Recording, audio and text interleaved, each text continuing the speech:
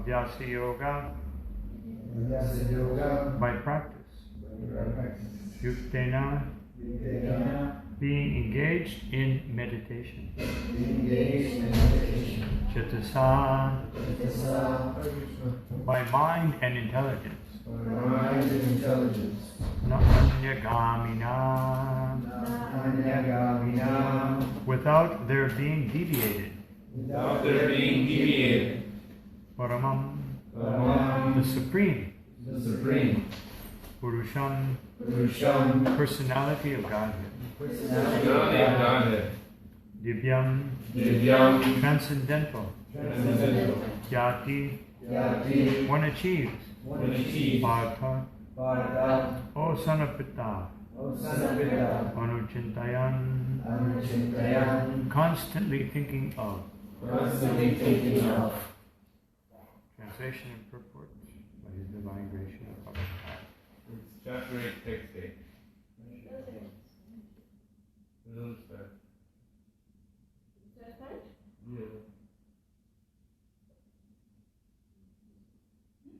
He who meditates on me as the Supreme Personality of Godhead, his mind constantly engaged in remembering me, undeviated from the path, he, O Partha, is sure to reach me. So everyone can repeat together, please. He who meditates on me as the Supreme Personality of Godhead, his mind constantly engaged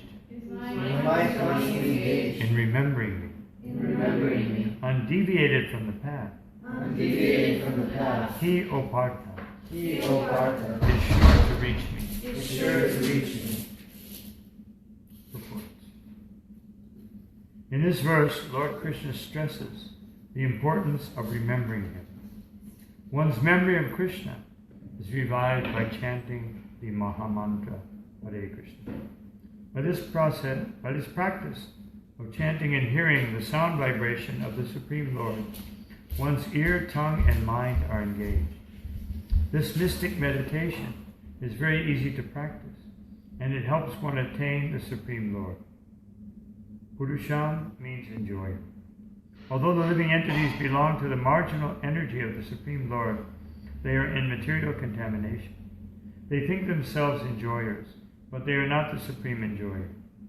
Here it is clearly stated that the Supreme Enjoyer is the Supreme Personality of Godhead in His different manifestations and plenary expansions as Narayan, Vasudeva, etc. The devotee can constantly think of the object of worship, the Supreme Lord, in any of His features, Narayan, Krishna, Rama, etc., by chanting Hare Krishna. This practice will purify him, and at the end of his life, due to his constant chanting, he will be transferred to the kingdom of God. Yoga practice is meditation on the supersoul within. Similarly, by chanting Hare Krishna, one fixes his mind always on the Supreme Lord. The mind is fickle, and therefore it is necessary to engage the mind by force to think of Krishna. One example often given is that of the caterpillar that thinks of becoming a butterfly, and so is transformed into a butterfly in the same life. Similarly, if we constantly think of Krishna, it is certain that at the end of our lives we shall have the same bodily constitution as Krishna.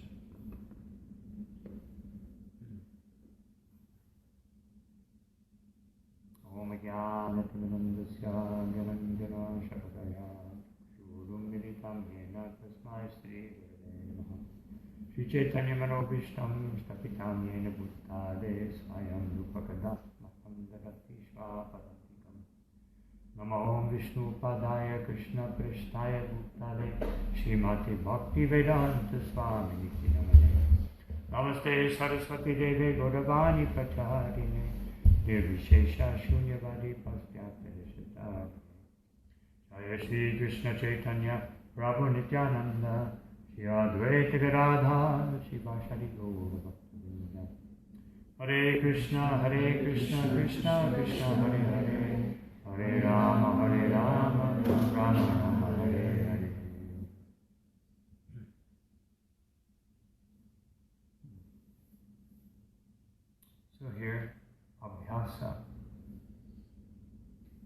Vyasa Yoga means to practice. Everything requires practice. And in the beginning, as Srila Prabhupada says here in his purport, that the mind is very fickle, and therefore one has to convince the mind by force. So by force doesn't sound very pleasing. But if you want to play a piano, a guitar, or any instrument, or anything, then at first it is by force. You have to learn all the different keys or strings or valves or whatever according to the instrument. And that requires discipline, disciplining the hands. Just like here it says there are 3 disciplines. Anyone remember what they are? Tongue, the mind, and the ears. They're all three have to be engaged to make this chanting process to be a real meditation. If you just engage the tongue and the mind is not focused, then even in the Bible it says one should not chant the Lord's name in vain. So chanting, no purpose, just a ritual. Of course there's benefit because the name of Krishna is spiritual, but the benefit is lessened. If you don't hear, then the mind, it's very difficult to engage the mind. But if you speak and you hear, then the mind has to be engaged. Just like this tripod, very steady. Now if we take away one of the legs, it's less steady. And if we take away 2 of the legs, it's even less steady. So if we're just using one of our senses in the process of meditation, mantra meditation, then very difficult thing. So by force. And that force means that how do you force something? How does one have the determination to do something that is not one doesn't naturally like? Because you have to like the end result. If you like the end result, just like puja, studying, all those years. How many years? Many years in university. Why? Because you study because you have an idea that at the end I can do this, and therefore it's worthwhile. Otherwise it's no fun to go to classes every day and read all kinds of books about things that we don't know about, and any of us. The impetus to work comes from having that goal. So when that goal is Krishna, the greatest goal, then the impetus to work it increases. But if we don't really understand Krishna, otherwise we have a sentimental idea, Krishna, yes, he's the supreme, he's God, he's wonderful, but we don't cultivate. Just like we were reading this morning in the Srimad Bhagavatam, that people that have a material conception of God, as soon as they see the Supreme engaged in what they consider to be similar activities to myself, they do 2 things. They diminish the position of God and increase their own self-glorification, which is called, in the Bhagavatam, a few verses back, Atma Upayena, Atma Upayena, or the self-glorification, self-esteem. We were talking about this yesterday. Self-esteem, real self-esteem means I understand that I am spirit soul.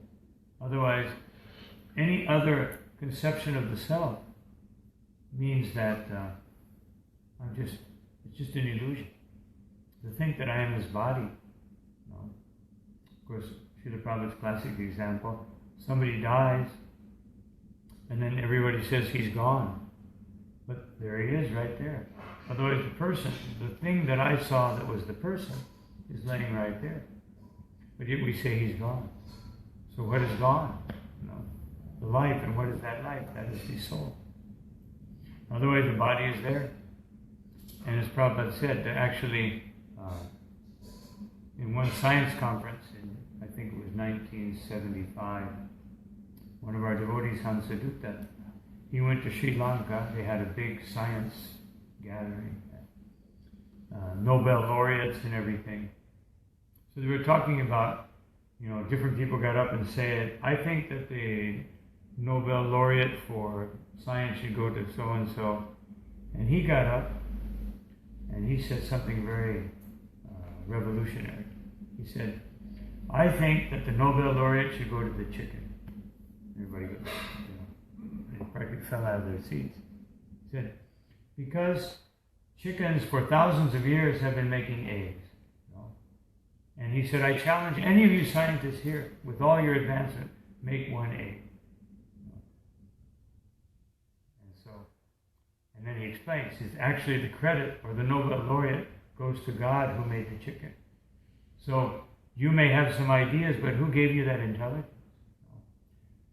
Who created intelligence? Who created the elements with which you are working? So we should go, instead of taking the credit, let us give the credit to the person who designed, who takes the hexagram, the octagram, which are the basic designs for architecture. Where did we get it from? Did somebody come up with it? No. We studied beehives. We studied this. We studied that. We took from nature all these conceptions, spirals, suspensions, all these things coming from nature. And where does nature come from? Well, Krishna says in Bhagavad Gita, Maya dakshena prakriti suyate sahachara, that I am supervising nature. Or, as Lord Brahma says, that nature or Maya is just the shadow of Krishna. Now, how much credit do we give to a shadow? Otherwise, here's a person, every one of us is a person, we're three-dimensional. How much credit do we give to our shadow? How well does our shadow represent the whole being of any individual? Yet, we take this shadow representation of the Supreme. Otherwise, this is just a shadow. It's so uninteresting to Krishna that he doesn't even deal with creation himself. He expands himself into Mahavishnu. And Mahavishnu, he sleeps while he manifests unlimited universes. He does it while he's sleeping. Now, how much effort does it take us to sleep? Of course, if you're an insomniac, it may take you some effort. But for a normal person, how hard is it to sleep? Mostly, it's hard not to sleep. And so, but Mahavishnu does his sleeping. But he doesn't even do it. Then he expands himself and goes into each universe as Garbhodakshaya Vishnu. And then Garbhodakshaya Vishnu lies down and is in a constant rasa, or constant interchange of love between himself and Lakshmi Devi. And he gives the impetus, the energy of creation. And then from him comes Brahma. And Brahma has to do all the work. No. But he can't even do it without getting intelligence from Krishna. So Krishna instructs Brahma. So this is where everything is coming from. But we put so much credit in the shadow. One time Srila Prabhupada was walking in Andhra Pradesh, near Hyderabad. So they were walking, and Hyderabad has some interesting rock formations. Andhra Pradesh in general has interesting mountain and rock formations. So they were walking through there, and there was some strange looking rocks. They kind of hang out like this. Sometimes they look like big creatures, I don't know. Something about the mountains there is very interesting. And so, Prabhupada all of a sudden he said that they will never believe. They will never accept. So everybody walk away. They cannot accept it. So the devotee looked at Prabhupada and he said, yes. He said, scientists are busy analyzing all of this material creation. And why is this like this, and why is this like this? And, busy analyzing. But they will never accept that by chanting this mantra, this Maha Mantra, that you can achieve all perfection. Because their idea of perfection is, let me become God. Let me be the first God. Let me make the most magnificent contribution to science. And then, well, what will happen? Even if I do that, just like Einstein, he made a very great but who nowadays hardly think of Einstein, even in the scientific community. Now you've got the quantum theory, and you've got this, and you've got that, and the string theory, and then other things spinning off of that. But then, interestingly enough, all these people that are into these very abstract forms of physics and science are starting to say that we're intrigued by consciousness. They can't figure out consciousness. And they say there must be some innate substance. They can't say God, because that's just like, beyond most of them. They can't say that word. There's some innate substance that permeates the whole universe, and that is the creation of consciousness. They use all these different terms. And the Vedas have been talking about consciousness for thousands and thousands of years, and we would say millions of years. And analyzing consciousness, and focusing consciousness, and enhancing consciousness, to where one becomes a superior being. Not that one becomes a superior being, we're already superior being. Just like a little later in Bhagavad Gita, Krishna says, Mahatmanastamam Bhartya, that Vaivipakritim Ashittaha. That a Mahatma, we're all Mahatmas, Maha-Atma. Atma is the soul, and Maha the greatest. So we are all great souls. We're all very great souls, but hidden within this body. And therefore our real abilities are hidden within the body. But by the enhancement of consciousness, then our ability to perform, our ability to understand, our ability to go beyond this mundane existence of shadow consciousness becomes so great. Just like in science, basically, especially physics, they're looking for the smallest particle.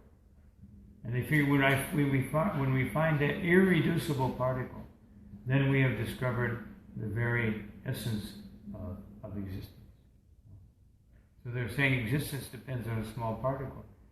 But Krishna says, okay, anoraniyan mahato mahiyan, that of all the small things I am the smallest, and all of the big things I am the biggest. So even if you find that particle, Krishna can be smaller than that particle. Because every particle that exists, Krishna can enter into that. And how big is the soul? The soul is described in the Vedas as 1/10,000th part of the tip of a hair. Now who can measure the tip of a hair? A hair, how thick is a hair? Even 1/10,000th of a hair, what to speak of the tip of the hair? Otherwise, it's not that we take the tip of a hair and we divide it into 10,000, but the idea is it's very, very subatomic. So, just like about 2 years ago, maybe a year and a half ago, there was an experiment in Switzerland because this whole idea of the God particle, meaning we think we found this irreducible particle, and then they had this special accelerator machine built. It would cost like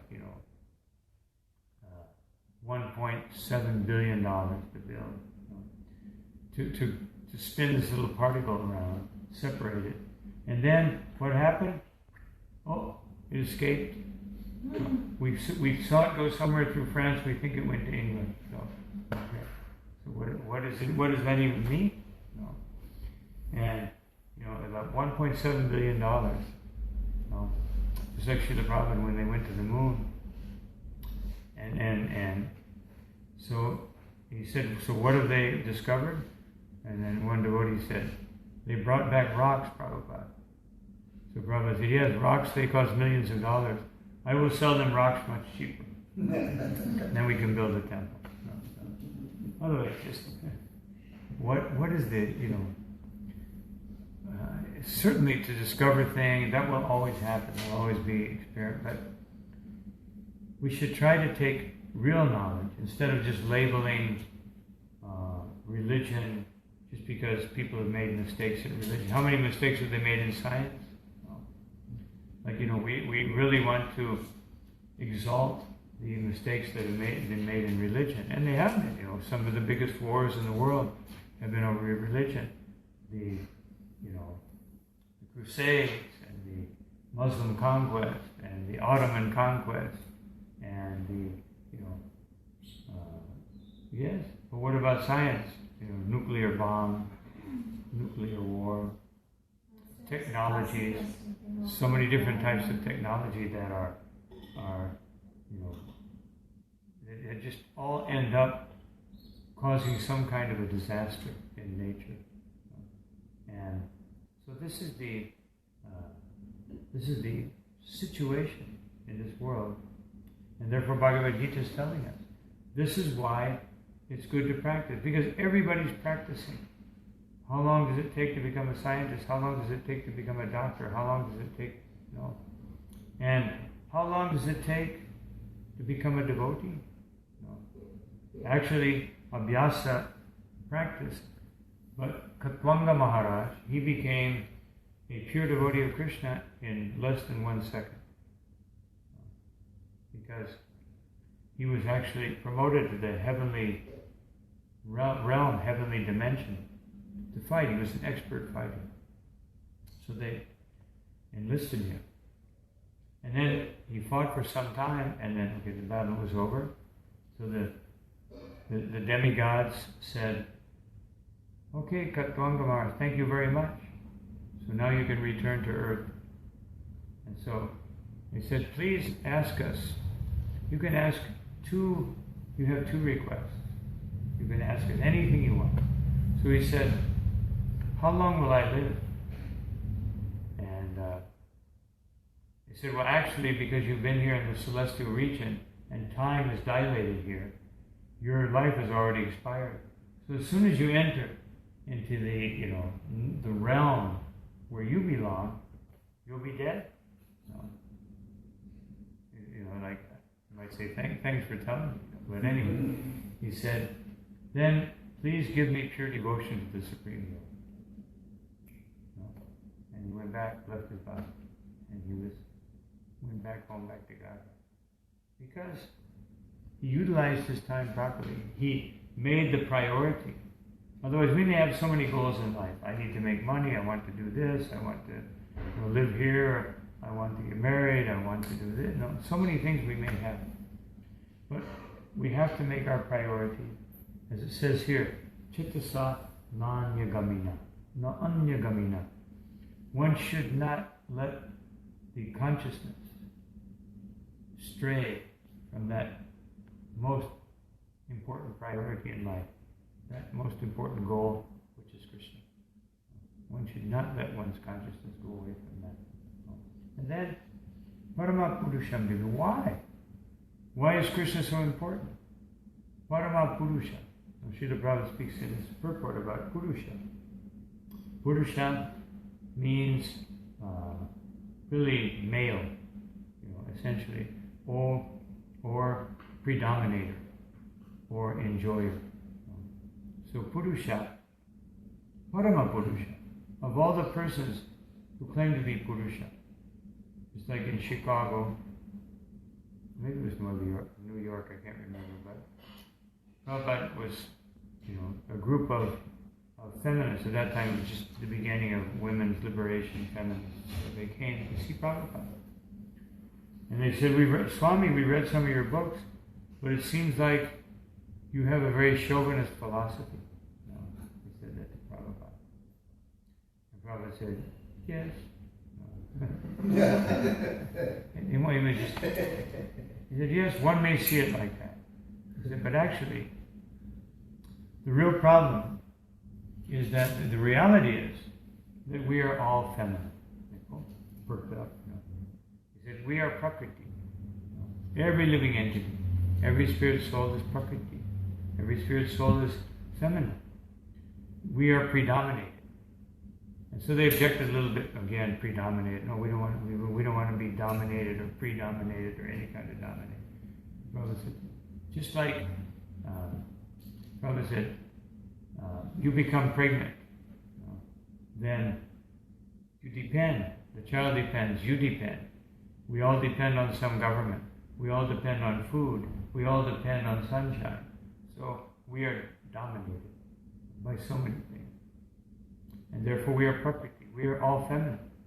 He said, but the problem is when people want to be masculine. Oh, they all agree. Okay, yeah, we agree. But he said, you also. He said, both man and woman, they are all Prakriti, but they all want to be Purusha. This is the problem. He said, if we can all understand that Supreme Parama Purusha is Krishna, the Supreme Enjoyer, Supreme Controller, the Supreme Dominator, because his dominion is not a dominion of cracking the whip. No, his dominion is not a dominion of, forcing people to do this, or I'll fire you, or I'll do this, or there'll be some repercussion. His dominion is of love. He dominates with love. And that's Krishna. So then they all went away happy because everybody's feminine. So the point is that Purusha. We are trying to be Purusha, as Srila Prabhupada mentions here. But there's only one Purusha.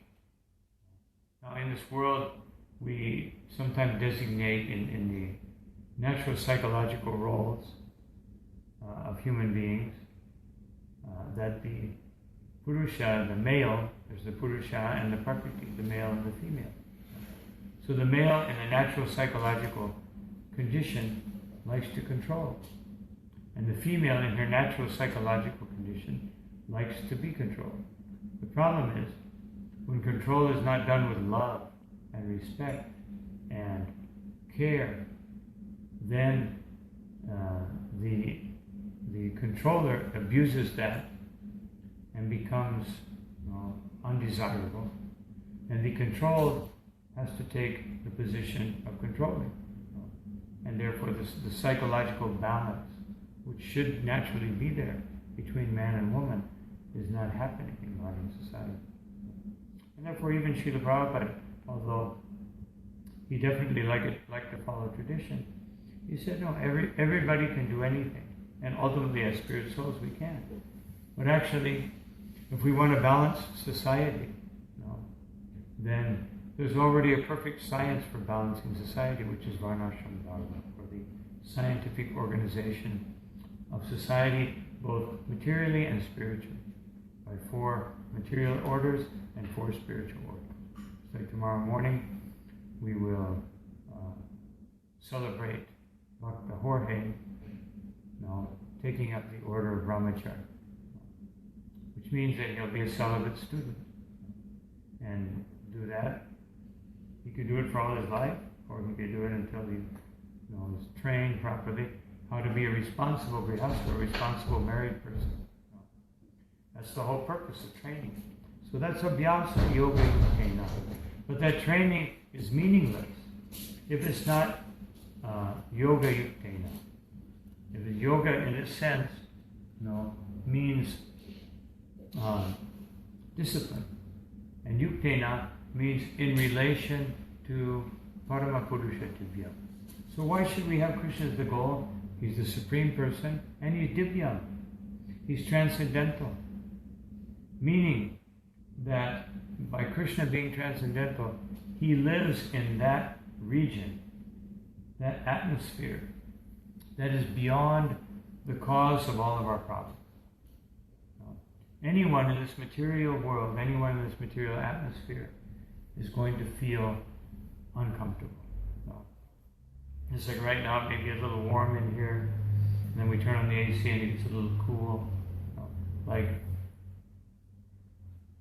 I always see in airports, almost everybody that works in the airport wears a sweater, because they always have or a mall. You've seen that? People work there almost always have sweaters or long sleeves, because it gets so cold in there. And it's cold or it's hot, or it's like this, or like I'm sitting like this, but then my knees get sore and I have to go like this. So we're not very good yogis. Yogis can sit like this for days or weeks. We can do it for about 45 minutes, or half an hour, some people for 10 minutes. But it's a question of practice. And it's also a question of diet. If you take too much calcium, then your knees get sore. Or if you don't do enough exercise. So Krishna is Divya. He can take us to that place where there's no suffering. And that's what we want. And that's why Krishna is especially attractive. Because he lives in a place and he exhibits transcendence even within this world. And we were reading today in this text which is written on the board that not only Krishna, but it says, similarly, the devotees who have taken shelter of the Lord do not become influenced by the material qualities. So not only Krishna is transcendental, but those who go to Krishna and take shelter means you try to understand what he's saying. Just like we take shelter of a university, a school, a training, a place, a job.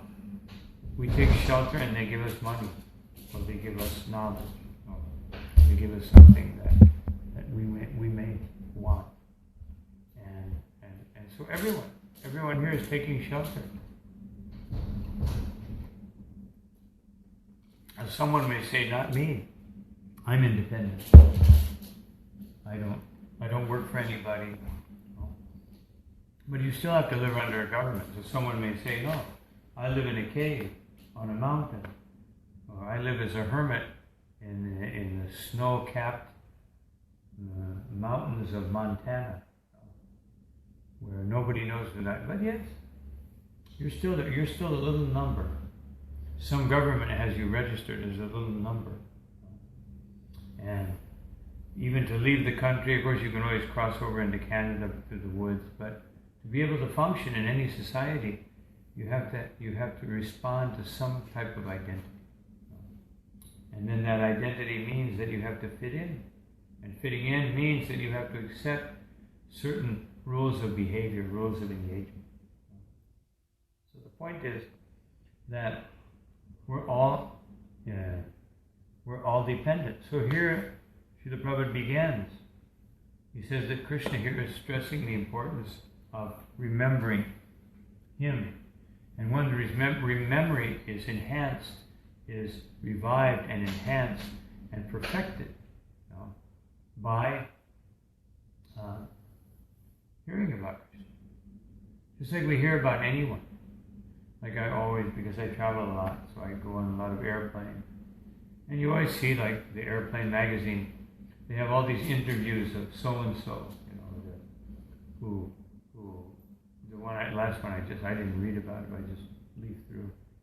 It's interesting to see who they glorify. It certainly wouldn't be who I would glorify. But anyway, this man is made the supreme connoisseur of wines. We should write an article about him, or this person, or this actress, because she's very independent, or she's very like this, or he's like this. And otherwise it's all saying, just see this person's false ego.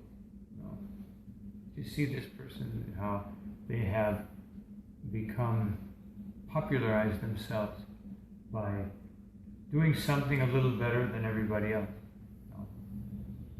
Every time there's one airline in Mexico, Interjet, so I usually fly in that airline, they always have these competitions somewhere. I don't know if it's Japan or China, sometimes it's somewhere else. These people, they go through all these obstacles, and I just see there's so much effort just to become better than everyone else. And there's nothing wrong with being better than everyone else, because That is a reflection of what actually happens in the spiritual world. Everyone is trying to become better than everyone else, but the motive is 180 degrees different. Here we want to become better than everyone else out of my ego. But in the spiritual world, everyone tries to outplay the other person so that they can please Krishna more. Otherwise, I see this cowherd boy, he's massaging Krishna so nicely. Let me massage Krishna better and Krishna will be happy. He's not thinking, let me become better than this person so that people will glorify me. He's thinking, by making Krishna happier, or by glorifying Krishna in a better way than this person, then his glories will be broadcast all more pronounced and more people will understand his great, or whatever, or just to please Krishna. So, today is Mother's Day. We can learn this from the mothers. Mothers have this very unique quality. Srila Prabhupada said, the love of a mother for their child is the closest thing in this world to love of God, because it is unmotivated. The motivation is that, of course there is a motivation, there's a biological function going on, which thinks that because this child came from my body, actually the child didn't come from my body of the child came from my body, and therefore it's my child. It's actually not even mine, because immediately the government says, no, he or she is American. And if you don't treat your child properly, nowadays, some institution comes and takes the child away. No, American citizen. So it's not even my child. No.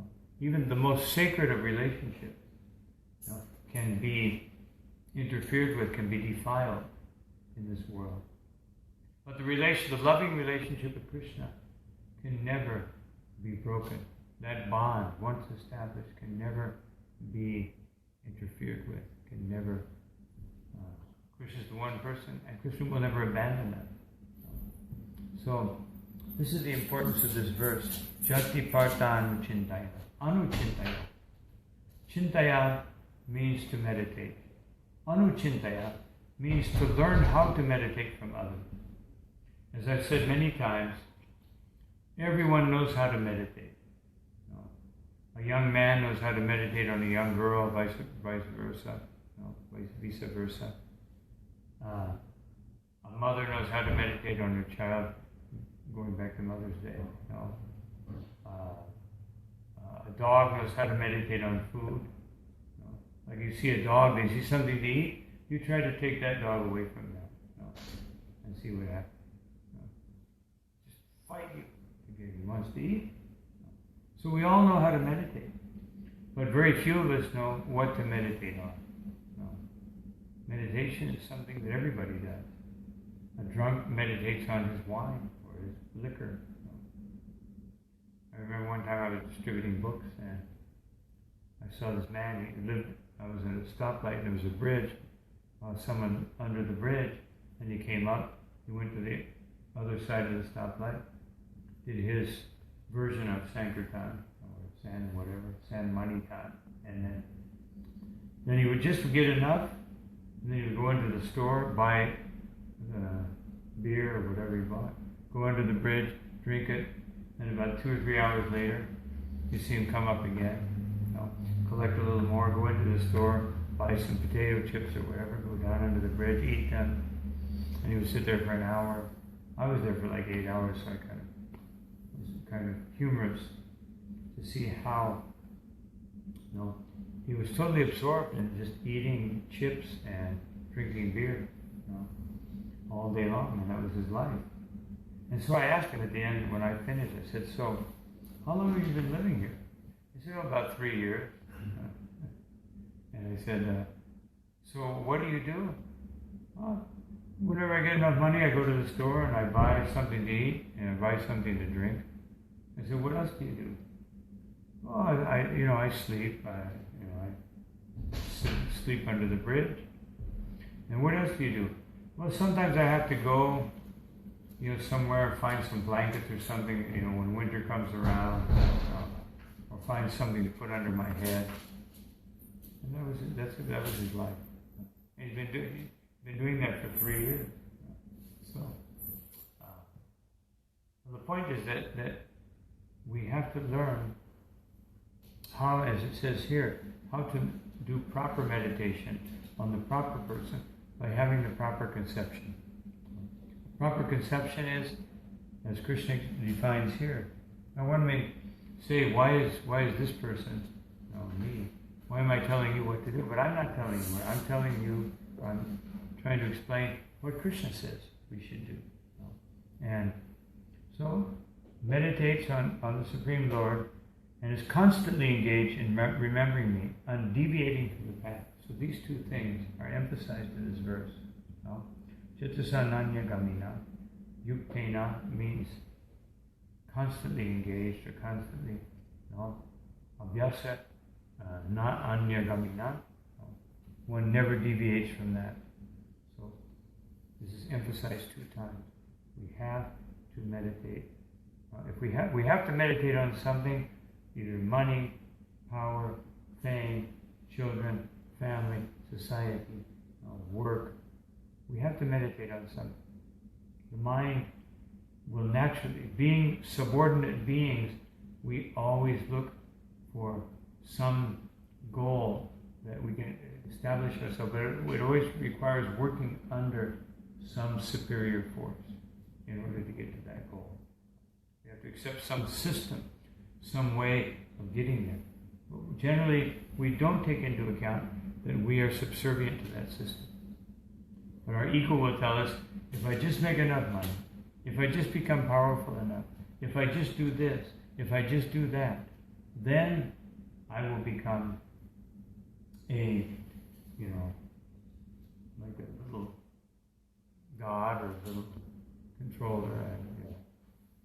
And this is the whole problem that every one of us has in life. So therefore, Krishna here, he says that if you do this, you will be sure to reach me. One achieves yati, one achieves. And Srila Prabhupada gives the example of the butterfly.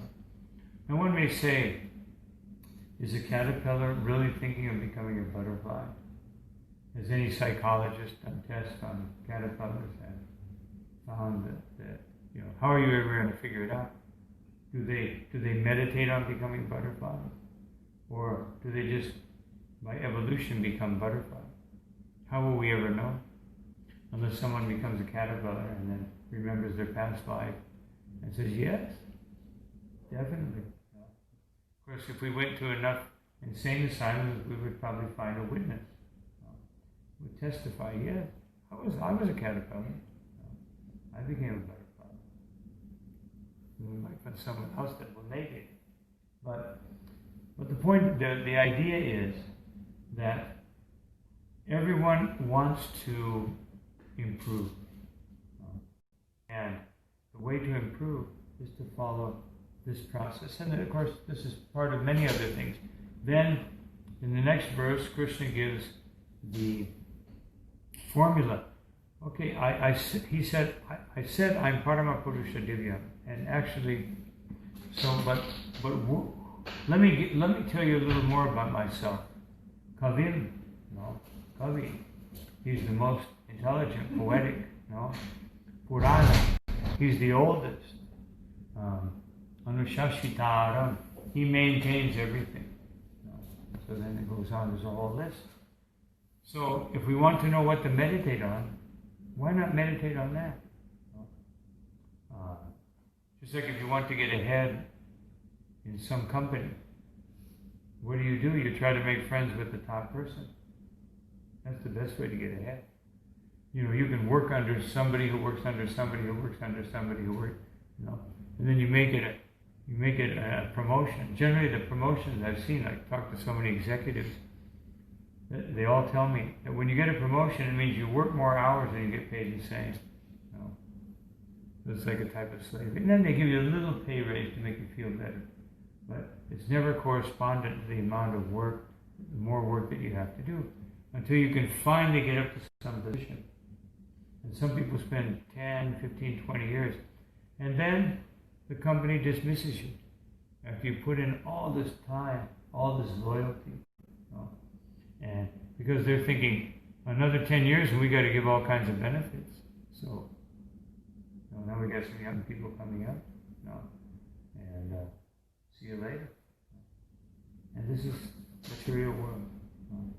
Material world means we're all calculating how to get the most for myself, but getting more for myself means at the cost of it.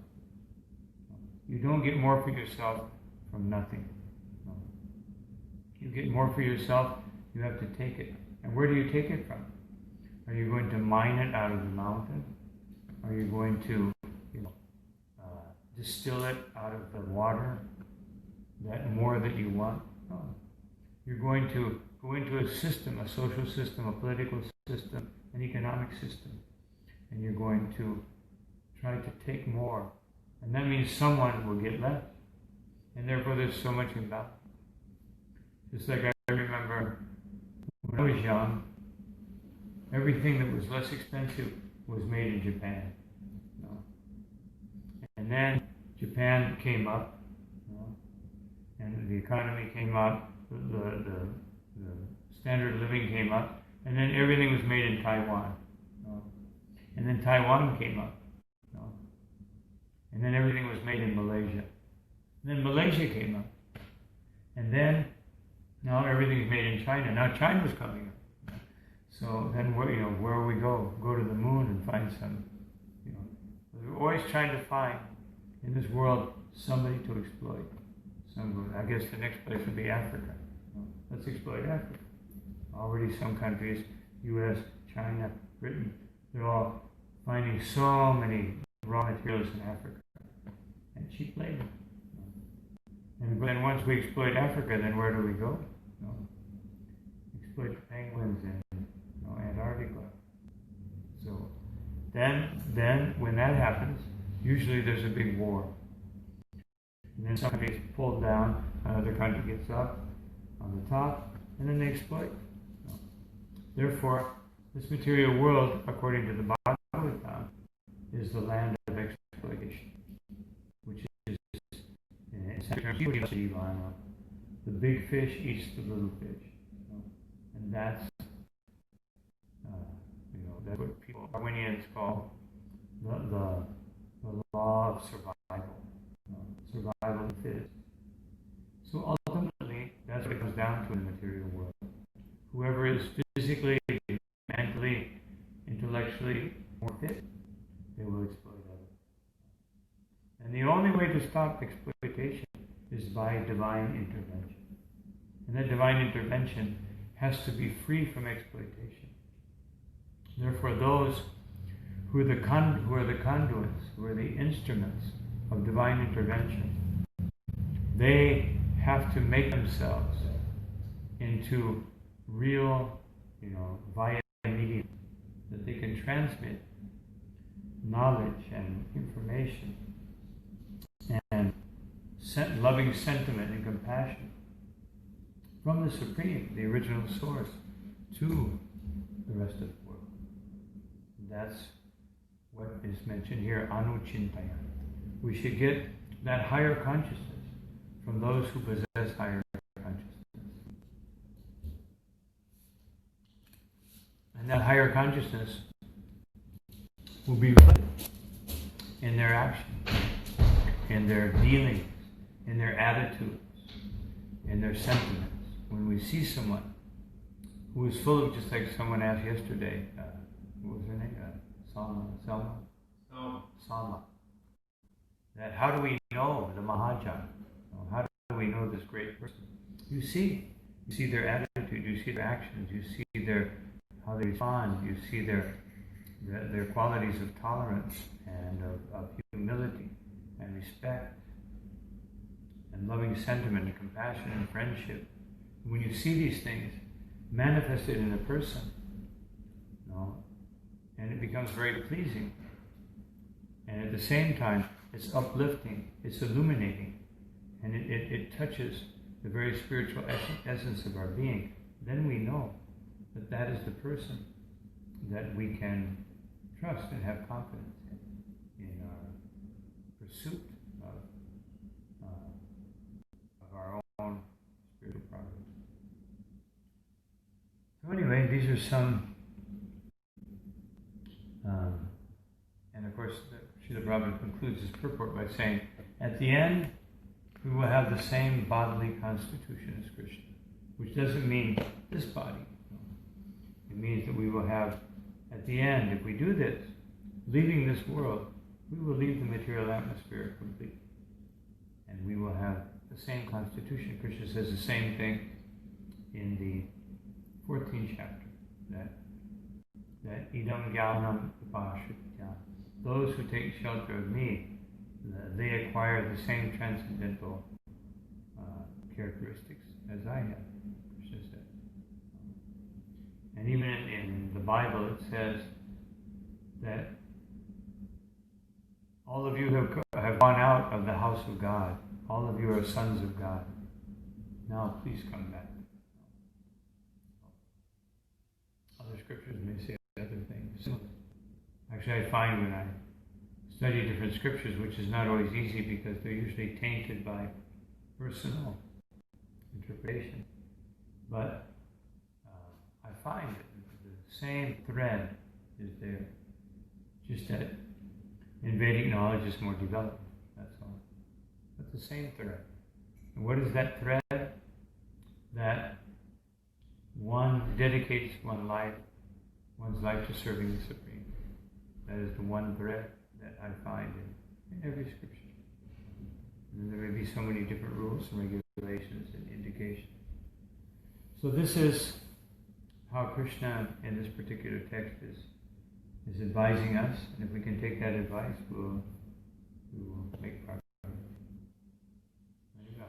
Stop here. Are there any comments, questions?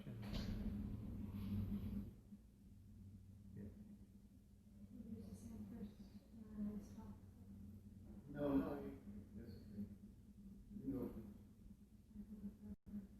Should we flip a coin or what? No, I was just going to ask Maharaj, because in this material world, everyone has different qualities. Nobody has the same qualities. Everyone has different qualities. And everyone is different for the body.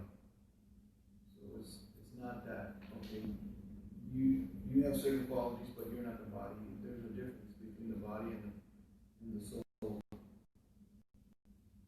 So is it like that in the spiritual world, in the sense that we take on a body with qualities? So everyone in the spiritual world have different qualities. And is there a difference between the soul and their body as well in the spiritual world? Well, the spirit, ourselves, Prabhupada explained one time that the soul is like a seed. So that seed, by devotional service, starts to grow, and therefore the spirit, our original spiritual form, starts to become manifest. But it's all spiritual. It's coming from the soul, and therefore there is no separate body. There's no separate. The soul itself, develops into that spiritual form, which do have different qualities. But the differences are not so great from one person to another as in the material world. But there are differences, because variety is the mother of enjoyment, speaking of mothers. So, again, mothers. The mother of enjoyment is variety. And so, that comes from the spiritual realm, that comes from Krishna. Krishna is unlimited, and each one of his manifestations ultimately is meant to correspond to a particular sentiment of a particular devotee. So Krishna can expand himself unlimited. Just responding. That's how kind and loving Krishna is.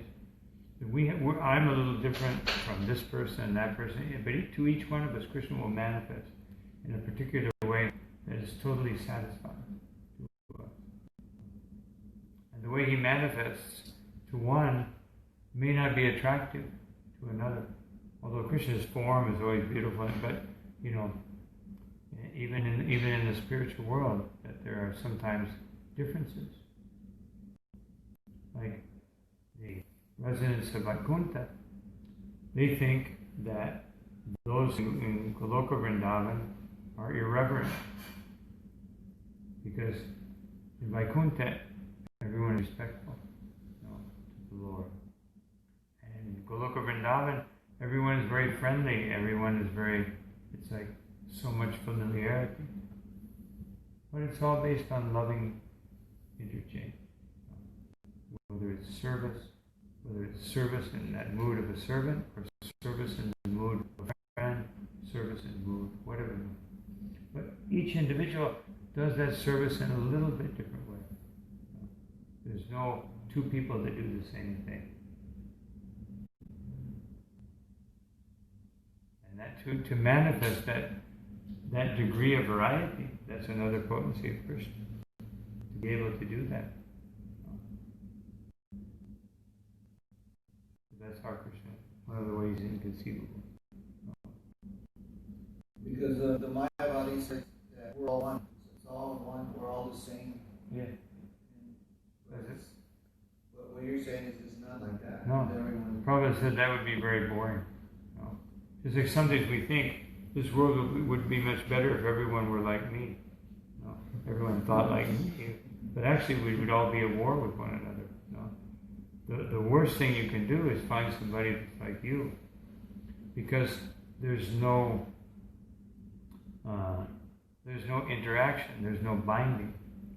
It'll just be, just like in science, you have two protons and they repel one another because they're equal. But those things that have different charge, they attract each other.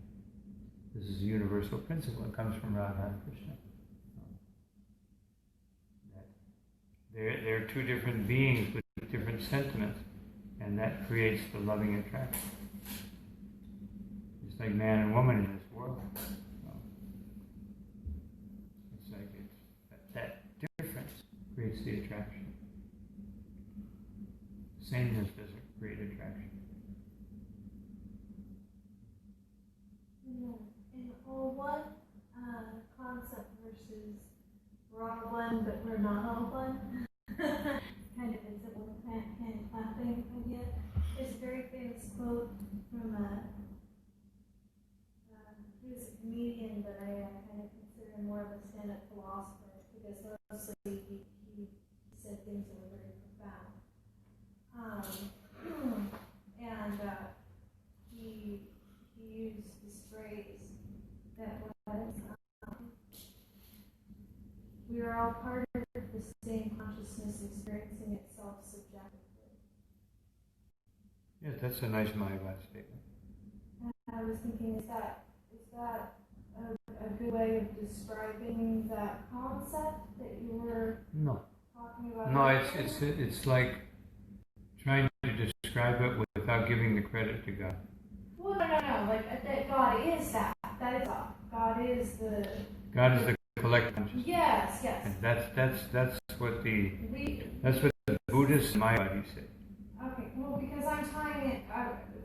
I skipped my actual question because I jumped to that first, because my actual question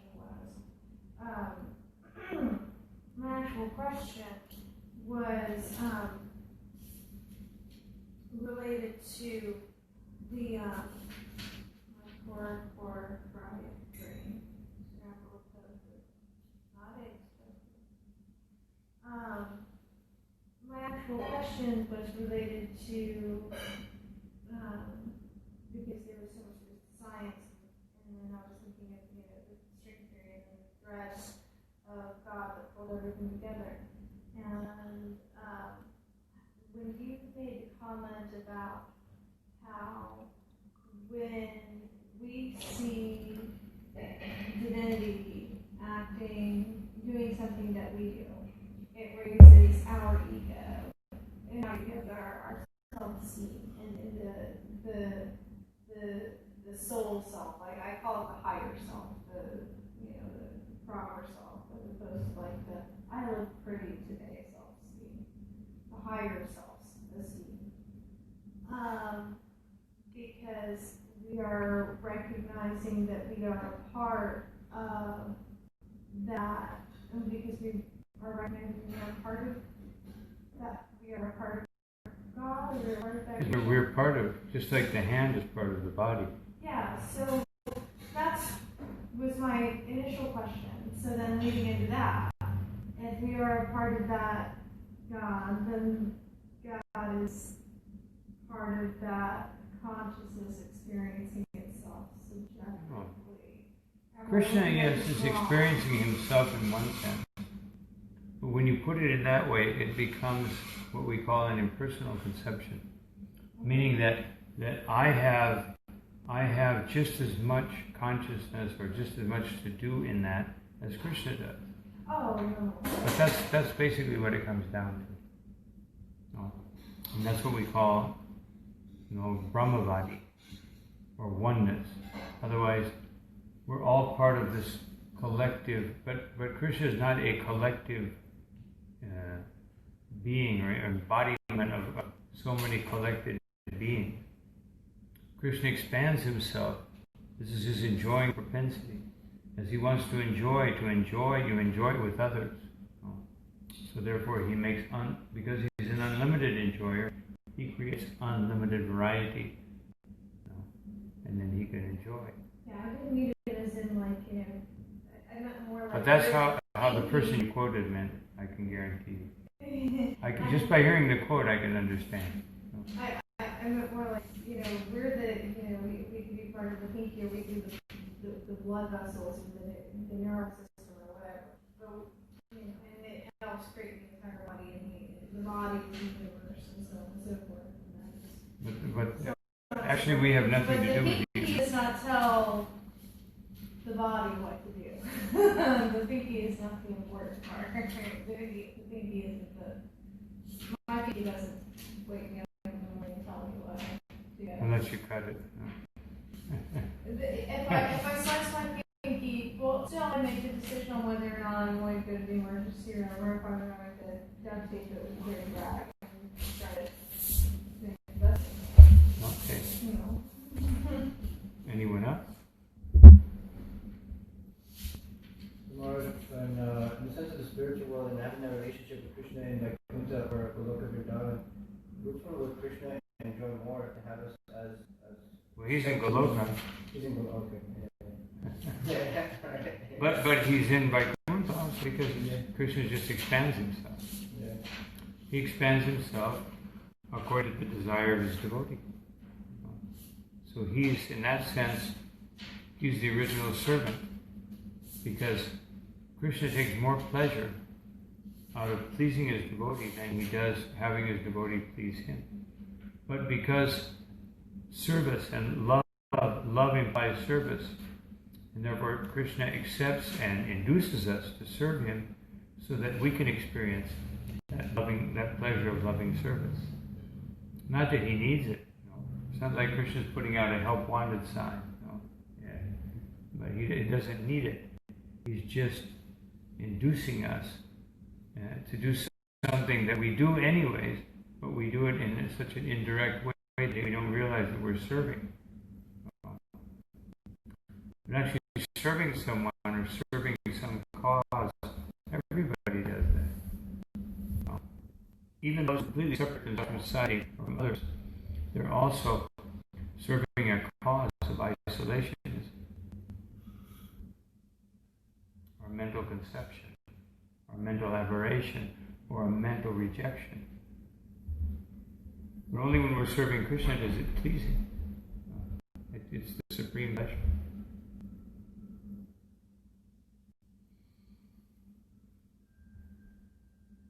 So if all of us are like that, what I thought of was that all the soul, the higher self, is same in everyone.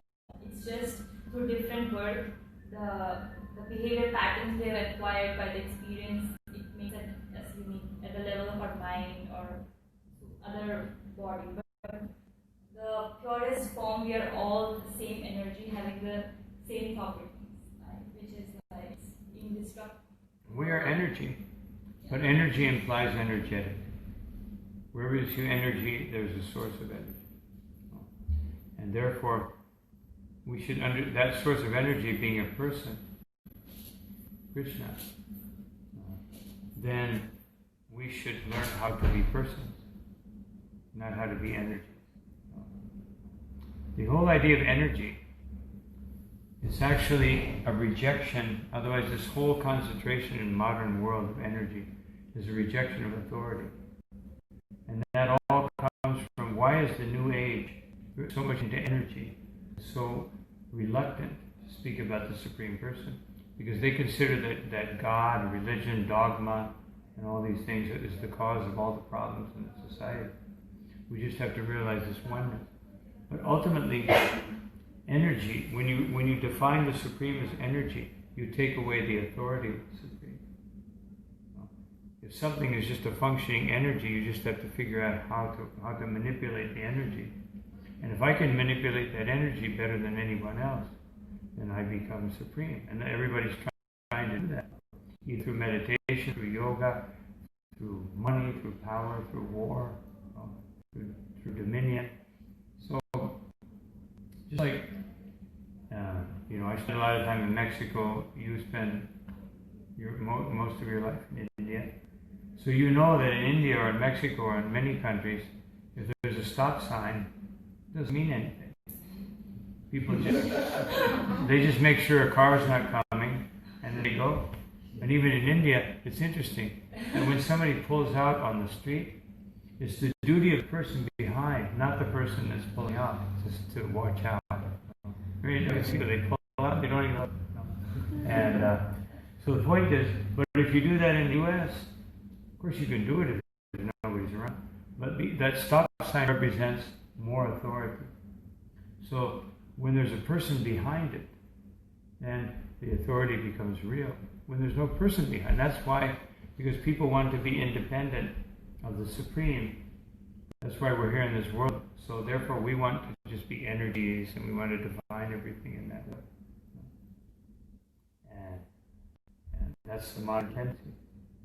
And because the conception, the Western conception, and some of the ancient conceptions of God are so, they're not appealing. This angry person who strikes down empire, if he doesn't like people, he just wipes them out. And he favors the Israelites, or he favors these people.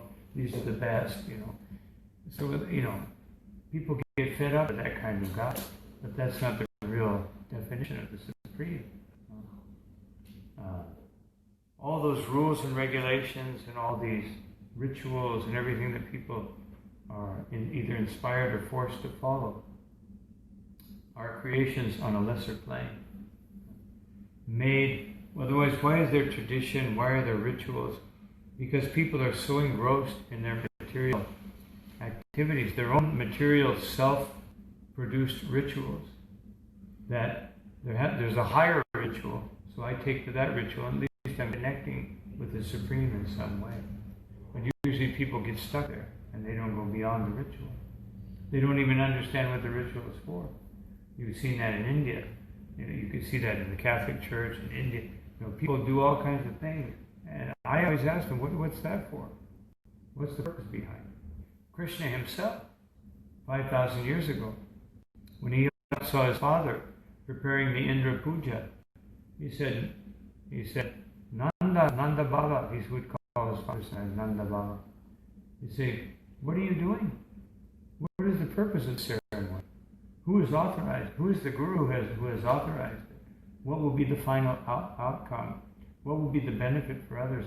Or is it simply a tradition that we follow without understanding the real meaning? His father. My little boy is speaking like this. No, it's a little 7-year-old boy. And then he said, "What?" And he explained, we do this because we depend on rain. And then Krishna said, but it rains over the ocean. Whose praying for the rain with the ocean? There's no purpose. So therefore, rain falls anyway. But who is sustaining us is Govardhan.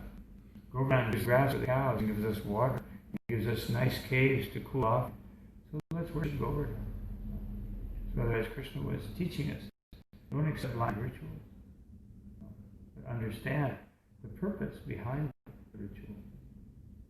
But better to accept a blind ritual than to simply follow a material ritual. Like almost everyone follows a ritual.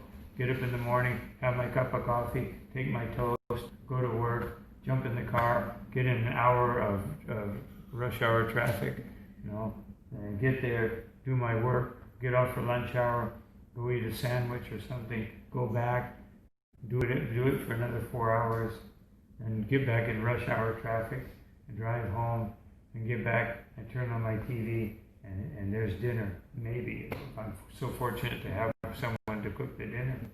And nobody cooks nowadays. People just, 80% of the people just get some pre-cooked, thing, put it in the oven or whatever, microwave it, and Fast food.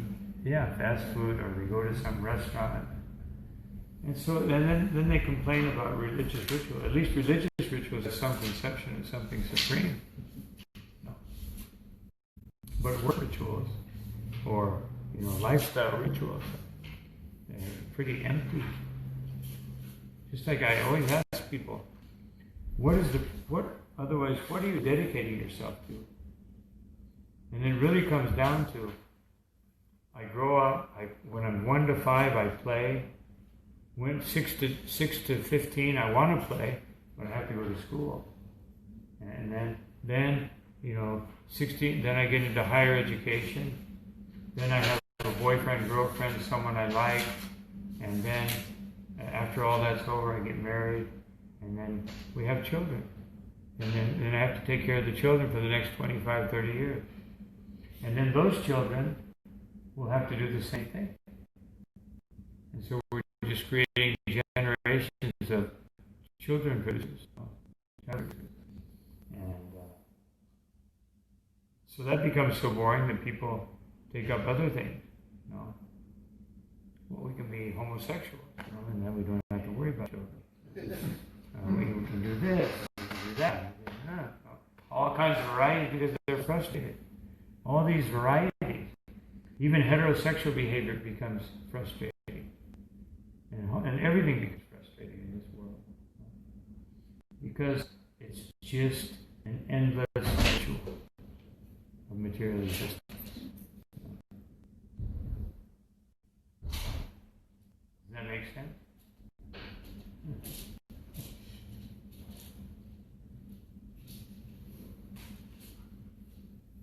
Do you think the different paths described, like Karma Yoga, Jnana Yoga, self-inquiry, it's different for different people? Like people have an intrinsic nature which suits one person. Like the person who is totally devoted might not go into that believing in that there is one energy and not go into the devotion path, but just self-inquire. Whereas, like vice versa. Do you think, like according to individual nature, they can still take different path and reach the same place? Everyone will choose a path according to their inclination. But it's not that each path has the same result. No. Even Einstein said, don't think that you can do the same thing and get a different result. No. So, it's not that Jnana Yoga is one option and Karma Yoga is another option, but the result of each one is exactly the same. Karma Yoga is generally followed by persons who want material enjoyment. Jnana Yoga is for people who want to cultivate knowledge. And Bhakti is for people who want to develop the innate service tendency within us. So therefore Srila Prabhupada explains, and Krishna explains in the 6th chapter, that Bhakti is the ultimate step in the ladder of yoga. That each one of the different steps takes us to a certain level of consciousness. So bhakti is the highest consciousness because we don't become one with the Supreme, but we become one with the will of the Supreme. But still there's unlimited variety. But under one will, under one organizational force.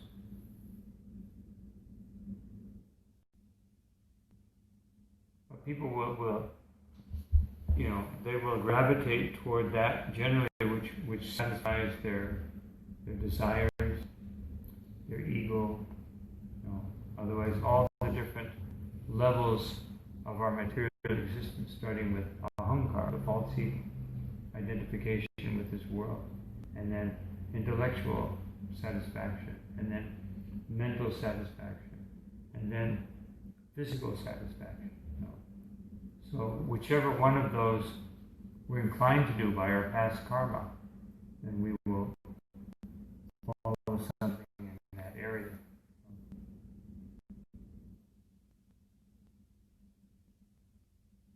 Anyone else? Next one. Before I met the devotees in Sri Lanka, I read some books, some Mayavadi books. And in one book, one Mayavadi said about guna, that there are 3 gunas, and these gunas, they're like ropes that bind the soul. But now I think I have a different understanding about guna being qualities. But the understanding that I have now, and I may be mistaken, that's why I want if you could clear it up for me. That what is actually binding is karma. That it's karma that binds us to guna. Not that guna is the binding force, but actually, according to our karma, we get a body with certain qualities. So the binding force is more like karma, not necessarily guna itself. In one sense, you could say the gunas bind us, but the karma unites us with the gunas. But not only karma combined with desire. Otherwise, our desires may be a product of karma, but there's always some little free will, some ability to want something. We're not just totally bound by karma to the point where we're robots. We're like, maybe 97% robot. And it also depends on what level of consciousness one is. The higher the level of consciousness, the less robotic we are and the more freedom that we have. And if we have full Krishna consciousness, we have the greatest amount of freedom. Because we can enter into the realm of Krishna. Although we may be accepting many disciplines on the level of the body, but in the level of consciousness, you have the greatest freedom if you serve Krishna.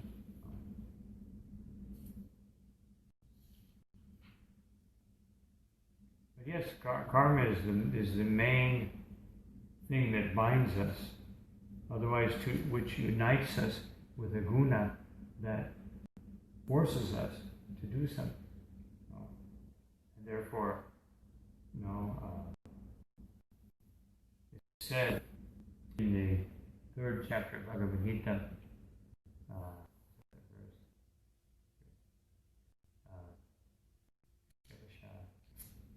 can't remember the verse, but anyway, it says that everyone is helplessly forced to work in this world by the 3 modes of nature.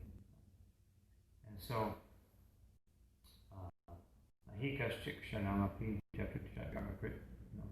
that we are forced, helplessly. But there is some, even for the most bound, conditioned person. There's even the animals, they have practically no free will, but they have some little tiny tinge of free will. But they're basically, it's so little that it's imperceivable. But they do have some little free will, though they're so bound. Just like a dog will always bark at the same thing. Where a human being may think to immigration. It's like barking dogs. Why are you in our country? What do you want here? How much money do you have? How long are you staying? So, I know I've experienced that. I never forget when I went to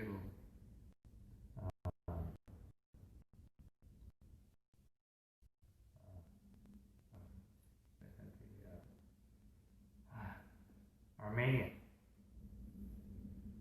So they said at the border, "What are you doing here?" And I said, "I'm coming as a tourist." They said, "Nobody comes here as a tourist. What do you really want to do?"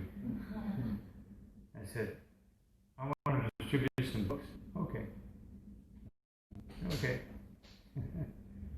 He was happy that I told him the truth.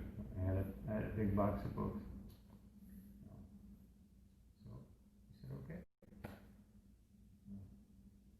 And like one day in Albania, distributed books. But it's just anyway. Point is that animals, like plants, they have no free will. And what can a tree do? What can a tree think about? But they can feel pain. Not very much pain. It's not a high degree of pain, nor does it affect. Plants feel, they feel. They feel pain. Small amount of pain.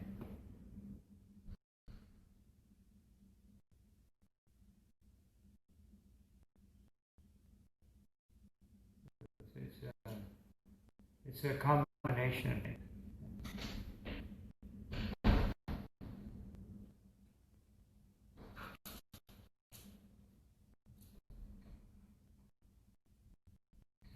Okay.